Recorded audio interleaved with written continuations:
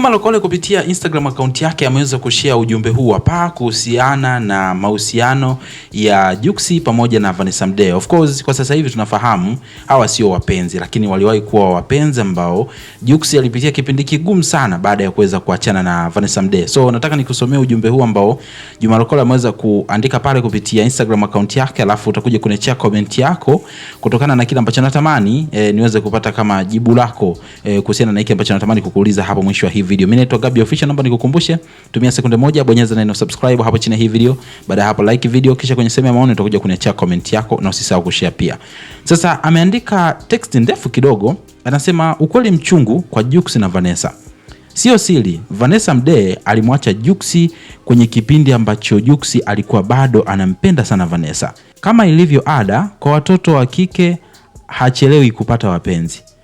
Muda mfupi tu tangia waachane na Jux, Vanessa akatangaza kuwa kwenye mahusiano na msanii mwingine kutoka nchini Nigeria ambaye anafahamika kwa jina la Rotimi. Hii hali imemtesa sana msanii Juma Jux. Akasema bro alikuwa akiandika nyimbo mbalimbali akionyesha ni kwa jinsi gani alivyoumizwa kwa kuachwa na Vanessa. Baada ya Vanessa kupata mtoto na Rotimi, hapo Jux akatoa ngoma maalum kwa ajili ya Vanessa na wimbo huo uliitwa Neno.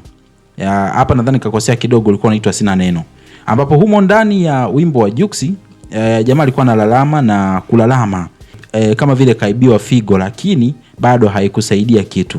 Baadaye Jux alijifikiria sana, akaona mimi ni mtoto wa kiume, ni lazima ni move on. Hapa chini anaendelea kusema kwamba bro aliamua kumove on mazima kabisa na kukaza roho, na Mungu huwa hamtupi mja wake. Bwana na Jux alikutana na Priscilla, wakapendana mpaka wakafunga ndoa. Hadi sasa wana mtoto mmoja muhensam mashaallah, na ndoa yao ina furaha mashaallah. Jux amethibitisha kuwa yeye ni mwanaume wa Kimakonde, alienda jando kamili akaamua kumuoa Priscilla, na ndoa yao ilikuwa gumzo sana Afrika nzima.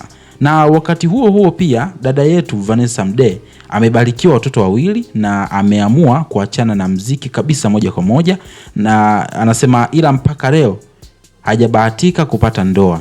Anaishi na Rotimi kama mtu na mpenzi wake tu.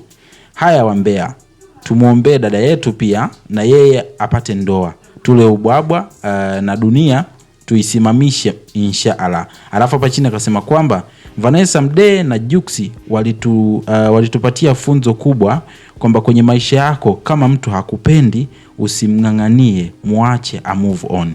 Akamaliza kwa kusema hivyo. Sasa mimi sitaki kuzungumza mengi, ila nataka comment yangu, swali langu lio moja tu kwako wewe mdau ambaye bila shaka unamfahamu vizuri sana Jux, experience kipindi ambacho ulikuwa kwenye mahusiano na Vanessa Mdee, lakini pia umetazama kipindi ambacho Jux yuko kwenye mahusiano na Priscilla. Tuambie ipi ni kapo yako bora kati ya Juma Jux na Vanessa Mdee au Jux pamoja na Priscilla? Tuambie kwenye sehemu ya comment hapo, wangapi ni team Jux na Vanessa na wangapi ni team Jux na Priscilla. Comment yako nitakuja kupita nayo hapa tujue maoni yako ni yapi, ila muhimu zaidi usisahau kusubscribe kwa ajili ya kupata updates.